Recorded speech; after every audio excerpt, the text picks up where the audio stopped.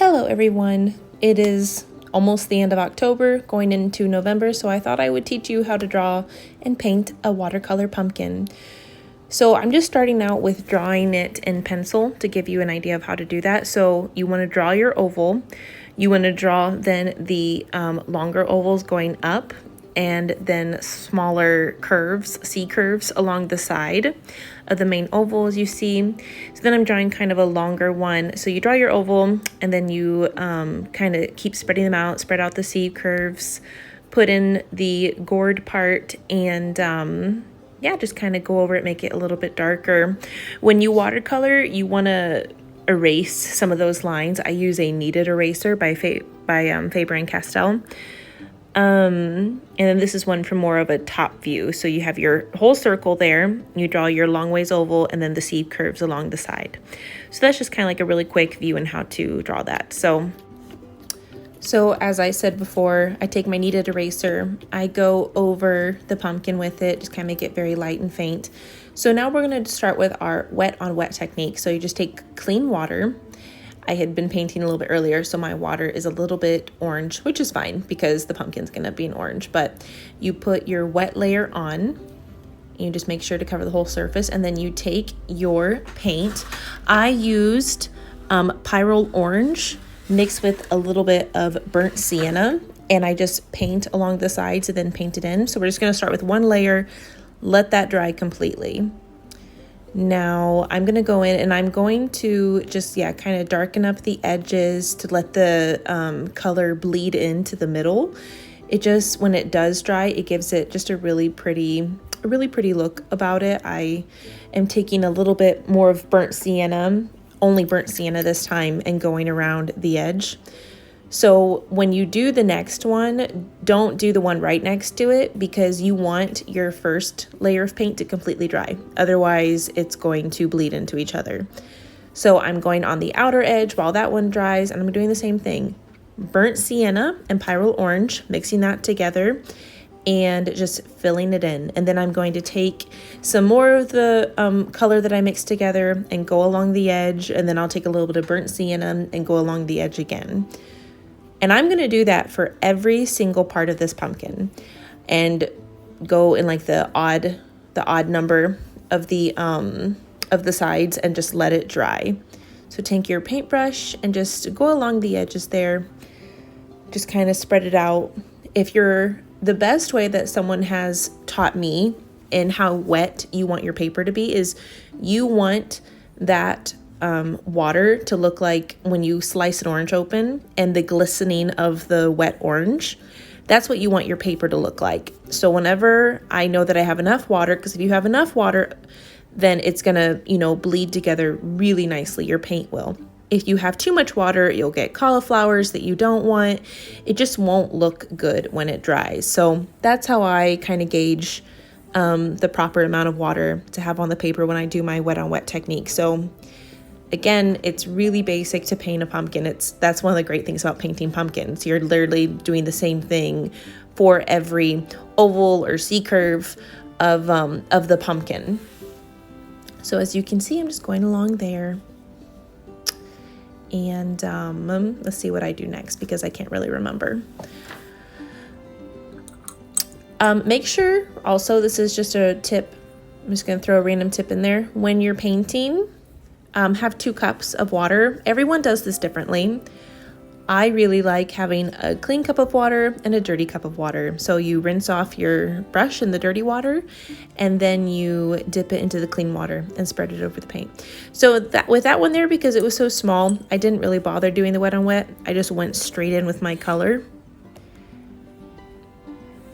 And I like using the Princeton Newton brushes for anyone who is wondering.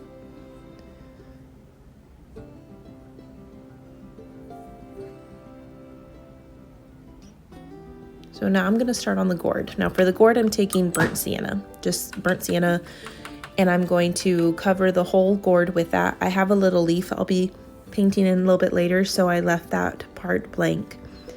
But yeah, I'm not doing wet on wet with this one. It's a little bit too small and gets a little bit too thin, and it's just a base layer, so I'm not really worried about that part. So I'm just filling that in with a very light layer of burnt sienna. Now with this, I don't mind if it bleeds a little bit because I already have burnt sienna in my colors, and I think it would make it look a little bit pretty, but to each his own. Everyone likes to paint a different way. So just filling that in. Now later we're gonna go over this with some more layers and make it look like all twisted and gnarled, and it'll look really pretty. So what I like about watercolor is you start out with your base layer and then you build off of that, and every single layer that you add on just really adds a lot more depth to the painting. So one of the reasons why I love watercolor so much.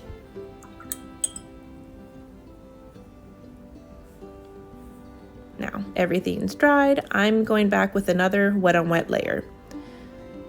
I did not show me doing that for all of the parts of the pumpkin in this, just because it's pretty I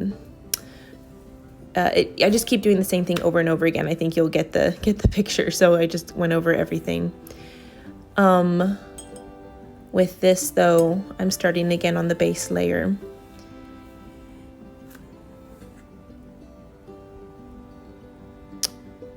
So now I'm going back in and I'm going to do the remaining layers because I added in so much like depth, like dark colors, like it dried really nice the first layer, because I just kind of like kept adding in the color while it was wet. So the outside is pretty dark while the inside will be lighter, which is exactly what I wanted. So when you paint it, you'll do your wet on wet, you'll spread the color around, and then you'll just do the burnt sienna around and just can keep filling it in. So I'm going in on the outer edges, filling it in, darkening the edges, giving it just some more color in there, because the back will always be a little bit darker. So just adding, that depth in there. So now I'm going to work on the gourd part. So with my size 1 brush, size 0, I'm going to take burnt umber and I'm going to just draw some slight curves up and around the base part. Now remember, you're working in layers, so I'm kind of spreading them out, making some darker, some a little bit lighter. Now you're going to start to curve upward.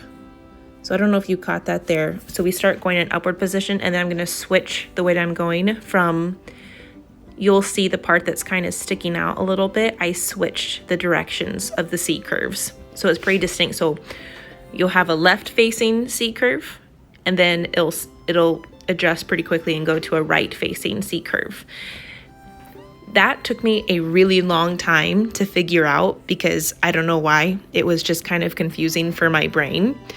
But the more layers that we add on, the better it's going to look and the more natural it will look. And since these lines are so thin, I'm not worried about things bleeding into each other a little bit. Because they'll look pretty distinct, and they'll also dry really fast because I'm using lighter layers and then going over them. So again, you'll see then I'm switching the C curve. So left to right, and you'll see it kind of right in the middle of the upper part of the stem. I've been calling it a gourd, but it's supposed to be stem, and that's okay. I'm new at YouTube, so I'm still learning how to do this. Thanks for bearing with me.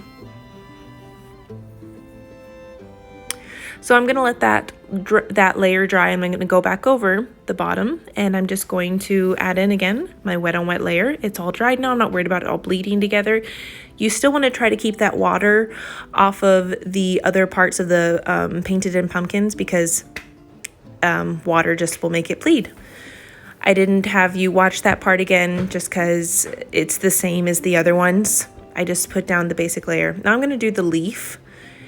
Wet on wet with my little brush, and then I'm just going to drop in some colors. I have sap green, I have Quinn Red by Daniel Smith, I have cadmium free yellow,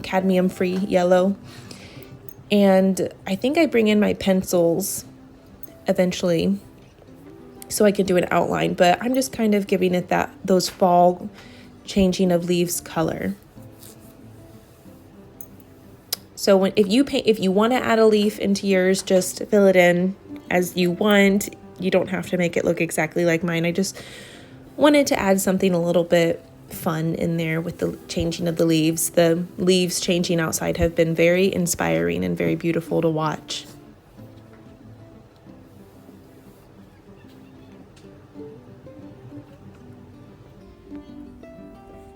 So I'm going back over the stem.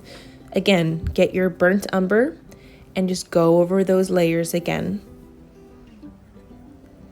Kind of have some coming up a little bit on the outside like you see that I'm doing.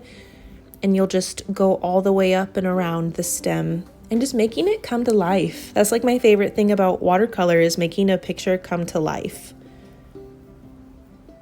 Just gonna follow up with your C curves using the very tip of the brush. When you dip your brush into the paint, you don't want it to be gloopy at the end. So just, dip it in, tap it on a towel or paper towel, whatever you're using, and just follow the curves.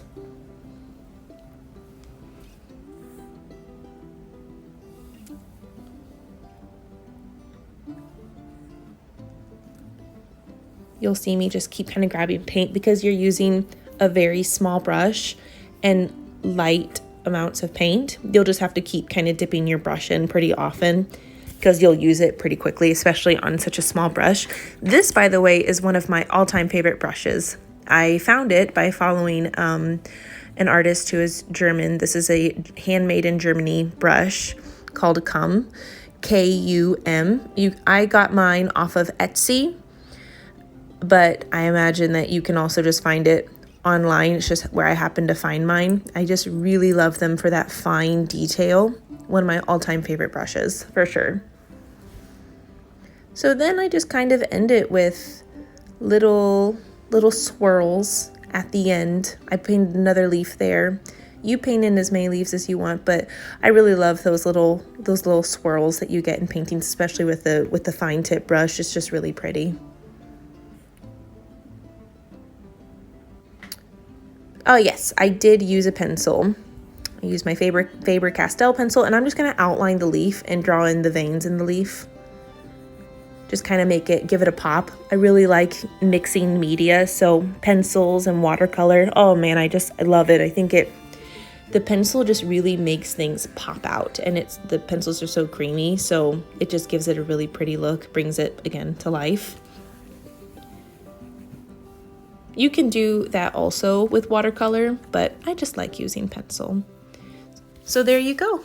Thank you guys for following along.